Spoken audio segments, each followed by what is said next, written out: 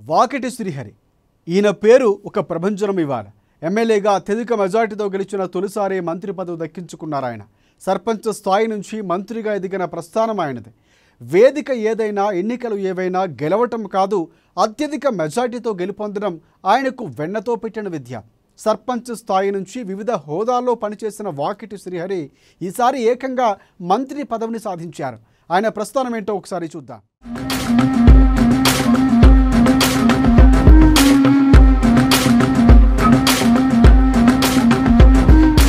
1995 నుంచి కాంగ్రెస్ పార్టీతో మొదలైన రాజకీయ ప్రస్థానం నేటి వరకు అదే పార్టీలో కొనసాగుతున్నారు.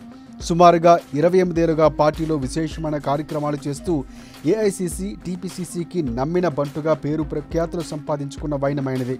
ఇవాళ మంత్రిగా ప్రమాణ స్వీకారం చేశారు.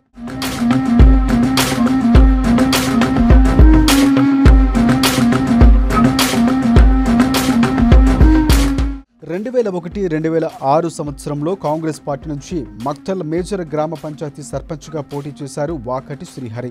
తొలి అవకాశంతోనే గెలుపొంది ఉమ్మడి మహబూబ్ నగర్ జిల్లాలో అత్యధిక మెజార్టీ రికార్డులను సృష్టించారు.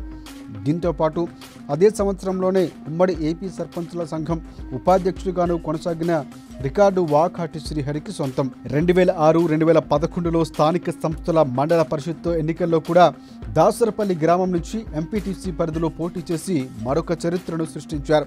అత్యధిక మెజార్టీతో గెలుపొంది ఉమ్మడి మహబూబ్ నగర్ జిల్లాలో చరిత్రను సృష్టించారు వాకటి శ్రీహరి.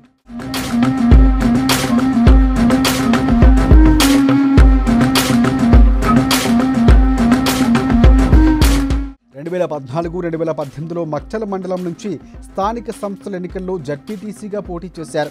ఈ ఎన్నికల్లోనూ అత్యధిక మెజార్టీతో గెలిచి విజయానికి చిరునామాగా మలుచుకున్నారు.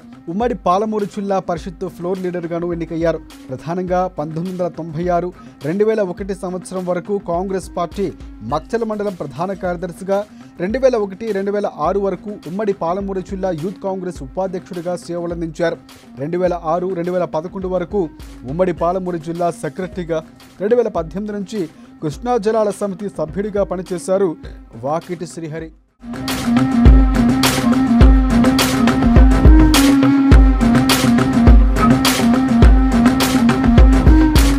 ఇక టీపీసీసీ చీఫ్గా రేవంత్ రెడ్డి పనిచేస్తున్న సమయంలో ఆయనకు నమ్మిన బంటుగా క్రియాశీలకంగా పనిచేశారు. ఏఐసీసీ, పీసీసీ ఆదేశాల మేరకు 2023లో నారాయణపేట జిల్లా కాంగ్రెస్ పార్టీ అధ్యక్షుడిగా బాధ్యతలు చేపట్టారు వాకిటి శ్రీహరి.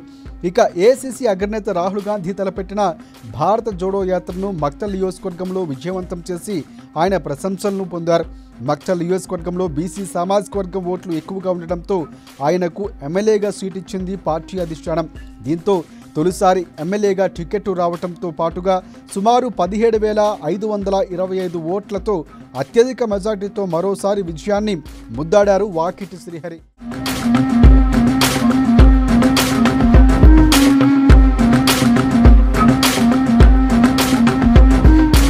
ముదిరాజు కమ్యూనిటీ నుంచి అత్యధిక మెజార్టీతో గెలుపొందిన ఏకైక ఎమ్మెల్యేగా ఆయన చరిత్ర సృష్టించారు.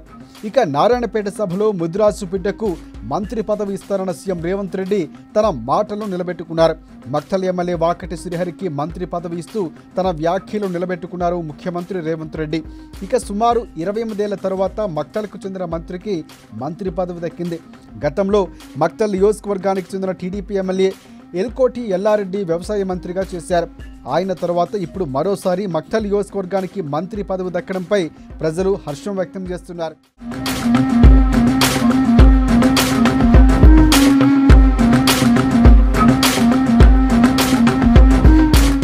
గతంలో పాలమూరు జిల్లా నుంచి మంత్రిగా ఉన్న శ్రీనివాస్ గౌడ్ తమకు చేసిందేమీ లేదని, ప్రజల మనిషిగా పేరున్న వాకిటి శ్రీహరి మంత్రిగా తమకు మంచి చేస్తారని నమ్ముతున్నామని అంటున్నారు పాలమూరు వాసులు.